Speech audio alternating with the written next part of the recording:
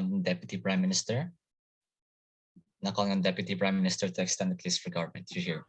Hello, can I be heard and can I be seen? Heard but not seen. Oh wait, oops, didn't press it. Hi. Okay, hopefully I'm seen now. Okay, my name's Neil. POI is through voice 5 to 6. He, him, if you guys want to use my pronouns. Okay. Before that, trigger warning, I will talk about the horror of war when it involves humans on both sides. So yeah, just a little bit of trigger warning. Sorry, my speech in, oops, sorry, my speech in 3, 2, 1. At the top of my speech, I'd like to clarify a few things. One, if Opposition 1 had actually bothered to take the POI we offered 2 times, we would have clarified on their side of the house. Their world still has authoritarians who still have massive amounts of power over states. There's the only delta in this debate then is on which side is better at the point at which these like robots are created. So it's not enough for them to just say that, okay, these are going to happen in the long term when like the literal burden of this debate is if these things exist in the first place. There are three major parts of my speech. First, on the effectivity and safety of individuals. Second thing, on accountability, which they never responded to, mind you. And the third thing, I'll be talking about the ethics of autonomous weapons, which engages with their second argument. First thing then, on effectivity and safety. Look, the importance of this is simple and it was completely understated by opposition side. If we can prove that there are less civilians who are going to die, and usually like if the people who are going to die are the people who were supposed to die, for example, terrorist groups, then we think it's better on our side of the house. Next responses. The first claim that they make, and this is implicit from their POI to Gwen, was that, oh, you're going to have mutually assured destruction because now everyone's going to have it. Note that Gwen preempts this by giving you the idea that if robots really are better, then everyone will use robots, and that feeds into our argument. But two, they also have to prove the tipping point for these sorts of things. Like, it's not the moment everyone gets these weapons, they will instantly use it in things like war. Like, for example, if Russia gets like these sorts of robots, it's not like they're going to instantly go into war with the US. They have to prove the tipping point. They haven't, and they lost on this from the get-go. Note that this is most likely to be used in conflict zones, so places like the Middle East, places like Syria, Afghanistan, and the like. But this also feeds into safety because like best people will die, and the people who will die are usually those terrorists. Anyways, the second claim that they make is that it's going to be easier to be bad, and it's like on accessibility. The first response is here that we have to ask is that what types of people are like the bad people that they seem to talk about? I would say that it's usually a close guarded secret. So like, for example, if terrorist groups to this day still use like 20-year-old Toyota Corollas to go around the Middle Eastern countryside, I would claim that it's really, really hard for them to get these sorts of robots, and it's even harder for them to have the infrastructure to support these robots in the first place, because all they prove is the incentive to do these things. Like, does opposition truly expect the Taliban to be able to have the infrastructure and research for this? And as well, I would claim that this is such a powerful weapon that like most likely is going to be a close guarded secret by a lot of countries. Like the US doesn't even send plans for their 30-year-old Abrams tanks. Why are they going to be able to send out these things and put them on export? Like they don't even, like a lot of like US planes and stuff are still closely guarded and they export it. They have to prove that they have the incentive to export it. When you prove that you don't have to, that point wins. But the third claim is that, authoritarians are going to be able to access it in this band. The first thing you have to note here is that they have to prove that this is the tipping point to get a lot of harm. I would claim that authoritarians already have enough power, and they already have enough power. Like, for example, they like police states or whatever. Like, they literally have your IDs, they know where you live, Point of information. usually they have a lot of people who are able to track you down. But two, they're still unlikely to have these robots. Like what opposition concedes, these people take a long time, and usually by that long time, it's most likely that person's dead already, or like that person's been deposed already. But fourth, Op tried to question the capability of this technology.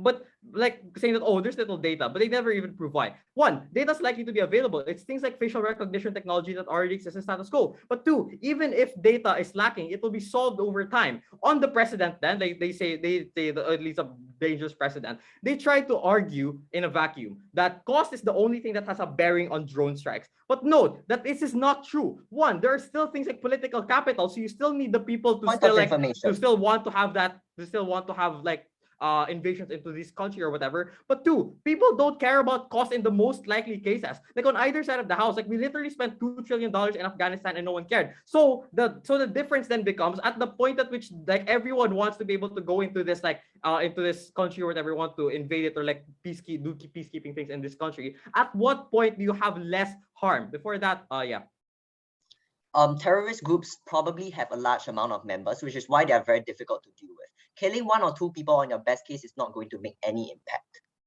So on your side, they're not able to kill those 1 or 2 terrorists, and they ambush a lot of civilians because they think they are terrorists. On our side of the house, they're far more clinical. Sure, they're going to be less people, but almost all, if not all of those people, are going to be ones you want to kill in the first place, because these robots have the incentive to be as surgical as possible. On opposition side, you have things like the narrative of people being imperfect and oh well, these things happen in war. We think that's completely unacceptable. You already fall in this debate. Note that in status quo, there's an ever increasing need to be more clinical in your strikes. But we think the exclusive claim that we give is that robots are simply better at being things like aiming or doing things like target management. Because just intuitively, humans make mistakes. Not that we're not saying that robots are going to be perfect, but we're saying that insofar as humans are not perfect, the incentive and capability is there to do self-correcting mechanisms. There's also the greatly reduced need to have boots on the ground. This is completely unresponded to. And the reason why that's so crucial is because usually tens of thousands of people have to be on the front lines. Usually these sorts of people have to do things like ambushes. Usually they do get things like PTSD, and we think that's bad. It's completely unengaged to. So now you need to spend less money, because now you don't need to spend billions of dollars on literally just air conditioning in Afghanistan. Look it up, it's true. So the weighing then becomes, in the cases where on both sides of the house, you have the incentive to be more surgical, you also have less need for boots on the ground on our side of the house. So that looks like things like not having to send tens of thousands of soldiers to their death,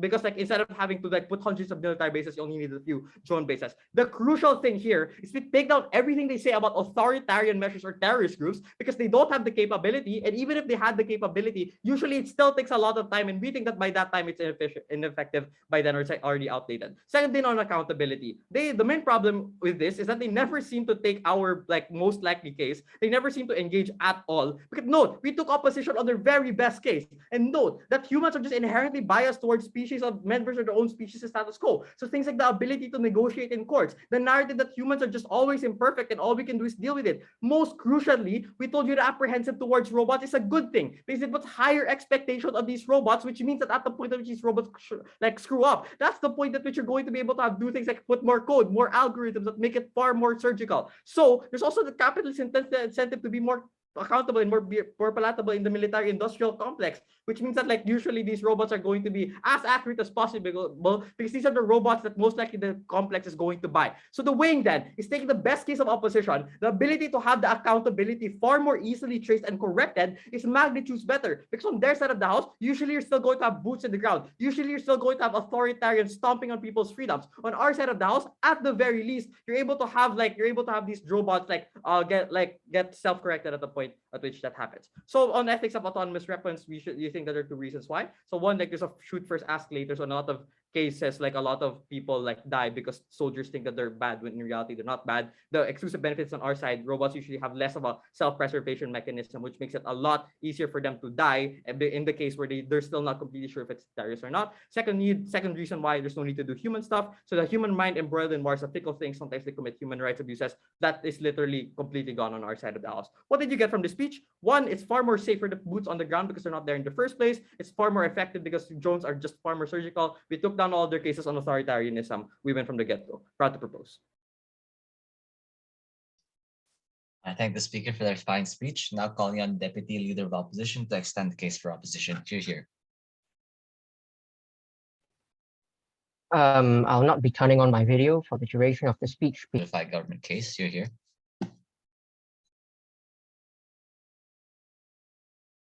Hi, am I audible? And wait, am I visible? Yes, you are. Okay, great. I am setting up my timer.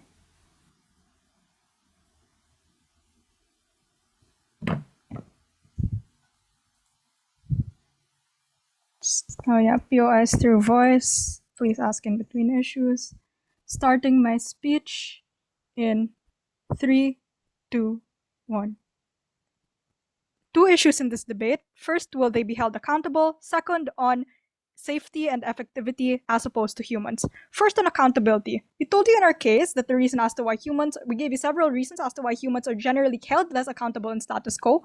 Things like their capacity to negotiate in court. Notice that this is the most important mechanism because it's the one that responds after the fact. So if harm is committed on both sides, your capacity as a human to defend yourself against that harm is far greater because it is based solely on subjective metrics as opposed to if it's something that's based on an algorithm algorithm that's based on data that you can easily pinpoint and say that's something that you should fix, and that's something that you should correct. But they say that the propensity of harm is high, so they can't be held accountable. Note that this accountability mechanism doesn't make sense, because intuitively, when something can cause more harm, people scrutinize it more. This is the reason as to why things like gun laws are created. It's the reason why you can't take things like a Gatling gun and like walk down the street, or a ballistic missile, etc., because people and states fear what causes harm, because A, they don't want to deal with the fallout, and but B, because they recognize the threat to life. What does this prove on their side? It proves that A, that people can't just easily access these kinds of things, but B, like as it innovates, and as it grows, as its capacity to harm people grows more, that also means that the sort of safeguards that are likely to be enacted are also more. So that means that at the point at which you probably are likely to use it more freely, these sorts of safeguards are likely to already be in place, and means also that attention will likely not be diverted because it'll only be because of the sort of harm that specifically because of the sort of harm that they can enact. Yeah, what's the point? You said that there'll be increased accountability and backlash, but who is this directed towards? It's directed towards presumably the people who create these things, the people who send these things out. So it probably would be the government, or like the companies that are creating it within the government, those kinds of institutions. Okay. But even in their best case, that they rely solely on this, that is to say that that there's no accountability whatsoever, that they can enact more harm, I would say that this is still better under our side. And this is responding to the highest level. Why? Because our exclusive benefit that we get is things like less boots on the ground. So this is where we minimize things like collateral harm. So that's to say that the sort of harm that they enact on civilians, trigger warning, this can also look like things like the sort of sexual assault that soldiers cause towards people. They have the less of an ability to do that under our side if there are simply less of them. But second, it means that the people who do end up dying under our side are probably the victims, and they aren't the people that are enacting the harm in the first place. So what does this necessarily mean? It means that they get control over the things that narratives of war under our side. The difference in status quo, and the reason as to why there are things like pro-military sentiment that still exist, is because soldiers can claim things like PTSD, or can claim things like they were serving the country. When you have a fewer people doing that under our side, what you're uniquely able to do is redirect the direction of pro-military sentiment and turn it and allow the victims to take control of this more. Okay, so but then they say that nobody will end up caring about this anyway, because like there will be a disconnect between the people and what's happening in those kinds of countries. And here I want to ask the question that, like, where necessarily does this sort of justification, this sort of pro-military sentiment come from? And I would say that it's not uniquely because of the soldiers being there, although that's certainly a factor, but it's because of things like narratives, like national pride, or things like this is something that your country did. So at the point at which you have fewer people on which you can anchor that, and it's just this amorphous feeling of pride, and that's the point at which people are able to easily counter that better, especially the victims. And that's the point at which you're better to reduce the sort of asymmetry that exists by virtue of you having someone that you're actually connected towards. So why is this so important then? Because it wins on their metric of minimizing the sort of harms towards victims, but it also proves that even in our worst case, that is still better under our side. But then secondly, on cost, notice the inherent tension on the case. They say from first speaker that they'll rely on it more because it costs less, and they say from second speaker that there's going to be a few companies that are producing it because it costs a lot. So I'm not sure what the cost is, but notice how at best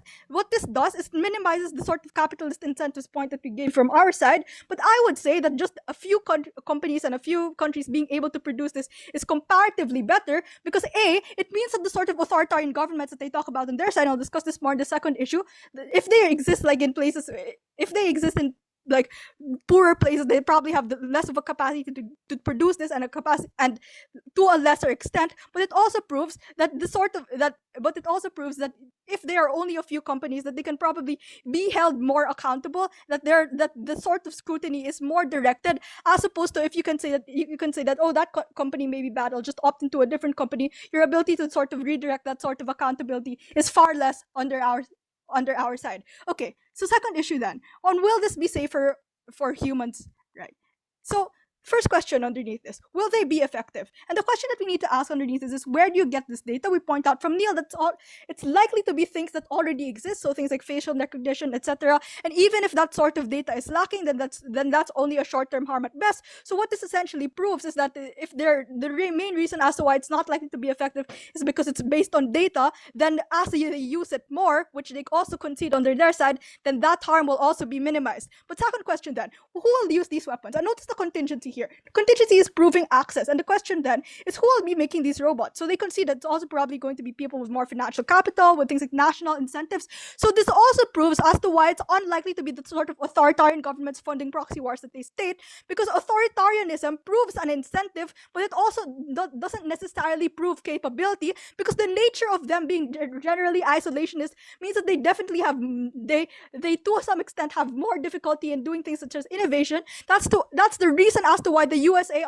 army is like far more technologically advanced as opposed to the army in China. Why is this so important then? Because it proves our frame that it's unlikely to be these people in authoritarian governments. But I would say, even if it's only authoritarian governments acting with impunity, why is this better? One, because you minimize the amount of people who are recruited by force to fight. War is often like a huge metric for indoctrination, so that's to say that if you have fewer people going there, then you have fewer people that that feel like they are indebted towards the state on their side, and that's inherently a good thing, because it means that this sort of there's a reduction in that sort of like propaganda in that regard. But secondly, it means crucially that wars end quicker. So even if we consider our very worst case that a lot of people are killed on the short term, you lose the ability to justify that sort of war continually over a long period of time, as opposed to if it's humans on the ground, the lines as to why you are able, when you can pull out, are generally a lot more intangible, because you can justify, you could say that, oh, that a certain soldier is still having difficulty, therefore we should still stay within that country for a longer period of time.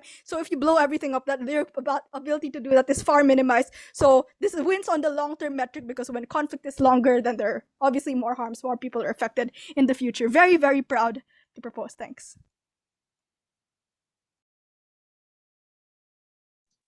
I thank the speaker for that fine speech. Now calling on opposition whip to solidify opposition case. Here. Hi, can you hear me?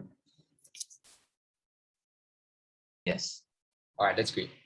I prefer my POIs to be verbalized. Thank you. They say that you get accountability by putting the government on trial. Panel, that's not accountability. That's getting away scot-free without facing the consequences of their actions. I want to specifically ask 2 questions in this debate. First, will lethal autonomous robots work based on its purposes? And secondly, does this worsen conflict and perpetuate suffering? Firstly, whether lethal autonomous robots will work. We told you since first speaker that in order to make accurate predictions to identify terrorists, you need huge amounts of data that are hard to find. Even if they say that, oh, this is about face recognition, this takes time, because most terrorists hide extremely well. It takes years for you in order to even know what an individual looks like or where he stays. Therefore, in the meantime, their side still has missile attacks and still has boots on the ground policies, because their side cannot, within this span of years where they collect data, simply not do anything, because that means terrorist organizations have more control, etc. Therefore, a lot of the harms that they tell you about also accrue on their side as well. But let's first talk about the comparative on human bias and limitation. They say that humans are worse because humans are biased and likely to do things based on their own personal bias. But they assume that data is objective. It's often not, because data is harvested and processed by the same individuals with the same biases. So even if the robot is able to work well, the problem is that the data and algorithms being fed into it is created by individuals who have biases towards certain individuals and biases towards certain minorities. Because of that, especially because data is not very accurate in times of war, for example, how the Vietcong was able to share during the Afghan war, where many people shared misinformation. Because of that, you're unlikely to get to a point where you're able to accurately identify a terrorist and be able to carry out the job. Because of that, chances are the same harms are going to be accrued on their side of the house, and this bias doesn't disappear anyways. But if this data is present, and if this data takes place, then a comparative outside has to defend isn't random fighting or boots on the ground. Because presumably, if this data takes place, the difference isn't between missile attacks and an individual robot killing an individual person. It's about a specific military operation that's going to kill a specific person versus a robot. Because if that data is present, obviously both sides would want to reduce the number of individuals that die. Therefore, this is the comparative they need to engage with. If that is true, then the deadlock is about accountability. They say that distrusting robots results in more backlash. But backlash against who? They say that it's against the government. But the government is literally the body. There's huge PR machines. Governments that are easily able to get away with what they've done by saying that this is for the public good and this is for something that benefited our nation to prevent terrorism. If anything, they're able to have a veneer of legitimacy that individuals often don't have. So if this is the kind of accountability you want to talk about, chances are you're not going to be held accountable, and chances are you won't convict these governments. Comparatively, individuals are more likely to be held accountable. They say that humans are able to protest their way out. This accrues on their side. This accrues on their side as well, because governments are human as well. This is the difference. The difference is that individuals don't have as much social capital and political capital, i.e., even though the government has a lot of power, which outweighs individuals' sense of like wanting to convict this individual, this doesn't happen for most like individual soldiers, because often we are like, okay, you are human and perhaps we empathize with you to a certain extent, but this doesn't mean we condone an act of murder and something horrible that's taken place. This is a general trajectory of how people think, and because of that, I think that it's very likely that these people are going to be held into account. That's why, for instance, even if the individuals aren't held into account, you have countries that face like backlash as well. For example, USA, etc. My second speaker as well talked about how the media is important in this aspect and how it worsens this form of backlash against individuals. All of this means that we win on the trajectory, or we win on the metric of accountability. So we take this. Secondly, does this worsen conflict and perpetuate suffering? That best case is saying that we're able to identify individual terrorists and reduce the number of people on front lines so less people face PTSD. This could be important, but why is this less important than the harms that we told you about? But before that, I want to talk about who specifically has these weapons. The side says that many authoritarian governments have the want to get these weapons, but don't have the ability. But you know what my first speaker told you about? Where often powerful governments have the incentive to sell these weapons for money. That side's assumption is that countries with ability or companies with ability act altruistically and only sell these weapons to people who want to do good. They don't. For example, our Assad's government was literally supplied by weapons from Russia, who does have the capability to create these weapons, as well as the intelligence to create these weapons. All of this suggests that, for instance, that chances are these weapons won't be distributed based on an altruistic manner, rather based on who pay the most. And because terrorist organizations tend to be extremely well funded, chances are it will go to them as well. Before I continue, I'll take a POR. If the military is a PR machine, isn't that worse with things like the sniper Chris Kyle who killed hundreds of people because, well, these people are human, you're completely uncomparative. But two, why would the US sell weapons to Iraq when it knows it will look bad when doing so in the international community? I mean, we don't need to defend US selling to Iraq. It'll probably be, for instance, Russia selling to Iraq and US selling to Israel. That's a comparative. We don't need to defend USA selling to Iraq. Continuing. We told you two specific harms we really weren't responded to. The first thing that we told you is that even if you're able to kill individual terrorists, you face a far more powerful enemy. Because if you can kill a terrorist leader, it means that the terrorist organization is also able to kill high-ranking officials. Why does this outweigh their benefits on protecting civilians in the short term and preventing civilian costs? The reason why is this: because you need these government officials and military strategies to lead the combat strategy and to win. If you do kill terrorist leaders, they're easily replaceable because religious hierarchy doesn't dictate someone as more capable than the other. Usually it's just someone who's more vocal that steps out in a terrorist organization. What you lose, however, is capable individuals who have led the front line for military intervention and to take down these terrorist organizations. I.e., if both sides have these weapons, chances are government forces and people that are trying to stop terrorist organizations are severely disadvantaged. So in the long term, it means that people suffer because you prolong the conflict. It means they are incapable of stopping this conflict because terrorist organizations are far more powerful. All of this comes with the immense human cost that outweighs the ability of civilians being able to be protected in the short term, because that perpetuates civilian suffering. The second thing we told you about is oppression, because their side doesn't have the fear, as I explained just now, to determine who gets weapons. All of this means an increased capacity to perpetuate harm increases without a trace. Their side says oppression happens on both sides of the house, but that doesn't mean it's okay to make it worse. It looks like, for example, their ability to kill resistance leaders far easier. It looks like, for instance, shooting opposition politicians far faster, where currently perhaps security will have been overridden. But crucially, their side cannot hold these governments into account because of a lack of human movement. But it's very easy for them to conceal their checks and say they have nothing involved. All of this means that they are unable to stop oppression, and this is likely to take place for a far longer time because things like legislation and other mechanisms don't work in these instances. Again, all of this harms civilians on the ground. It means that that these things will happen far more often than the second speaker told you about. In a conclusion, their side worsens oppression and makes it far more difficult to solve conflict. The ability to kill should not be made autonomous, and for these reasons, very proud to oppose. I thank the speaker for the fine speech. Now calling on opposition reply to consolidate the case of opposition. Here. Hi, sorry, I don't think I'll be able. Okay. Now calling on government reply to finish this debate. Here. Hi, am I audible and visible? You are. Okay. No PIs, I'll just go straight to the speech.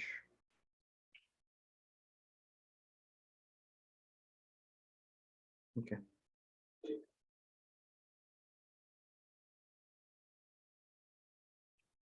Starting my speech in 3, 2, 1.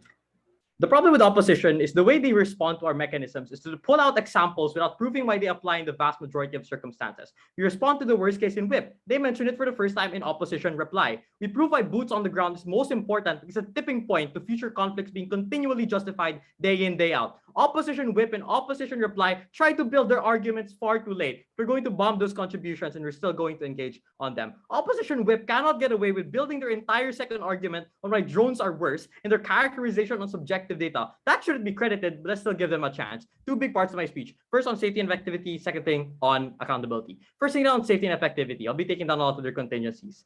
First, will authoritarians and terrorists be able to use this? Their contingency, and this is crucial on their side, is that these authoritarians are able to have control. Like one, the countries that have this is most likely going to be very guarded. Like I gave you the example that the US doesn't even give the blueprints of a 30-year-old tank to even its allies like the UK. It's a literal ally. They never give any incentive as to why they would sell it to a dictatorship, which they concede most likely has low amounts of funds. So therefore, like why would the US do that while hurting its global image? Particularly, they never seem to prove that terrorists who drive Toyota Corollas and like pickup trucks that are 30 years old are able to do this. Like they just prove incentive. They never prove capacity. They never prove that they're able to have the infrastructure to able to have this anyway. So therefore, their claim does not stand. We claim that usually the countries who have a hold on this are those with the capital to do so. And note that it's also like sustaining it. Places like the US and China. And guess what? They won't start World War III just because they have these drones. Like we said, there are different things that contribute to why people go to war. And just because these drones exist, it's not the tipping point for these wars to happen. They explain that opposition replied that, well, there are things like espionage. Like one, this is already building at reply. And two,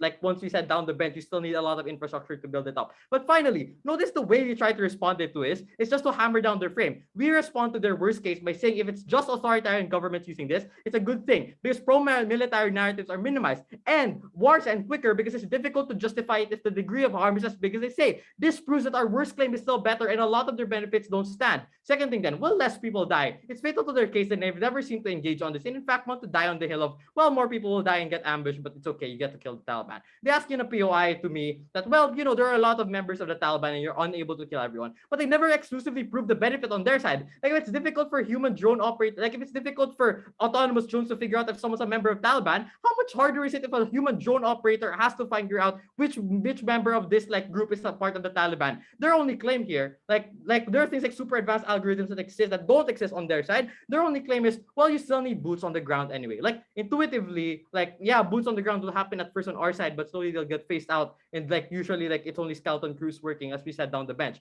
We claim from the onset that the weighing then is how many civilians do you have as collateral damage? And note that they never seem to engage on this. So this means it's a standing benefit on our side. Third thing then, are humans going to get screwed up? They actually concede this. They say, you know, it's okay if, you know, like US veterans get PTSD. But it's quite depressing that they concede the 22 US veterans who like off themselves every single day. It's quite like depressing that they seem to do like this. They don't seem to contest this at all. Like thousands of soldiers in conflict-ridden areas have PTSD. They see traumatic events. We think it's far better because the amount of benefit you get on our side of the house is not only that less people are going to die, but the amount of people who die are the people who are going to die on either side. And you minimize civilian casualties and you minimize the number of people who have PTSD. So generally then we win on the effectivity and safety of individuals, which like they never really give any real response to. On accountability, does the military care about this public perception? They just assert it not, but note the context. It's usually where places where the media can openly criticize the government, like what opposition said. So where do you get more conflicts? They never seem to engage with our analysis that cost is not the only thing. Veronica responds by saying this is due to things like nationalistic narratives. But on a second note, the synthesis here is you would claim that these conflicts are going to exist in the first place. It's still not the tipping point. Will the media care more? They say, well, the US is a PR machine, but it's better, but it's worse on their side at the point at which you're empathetic to the people committing war crimes in the first place.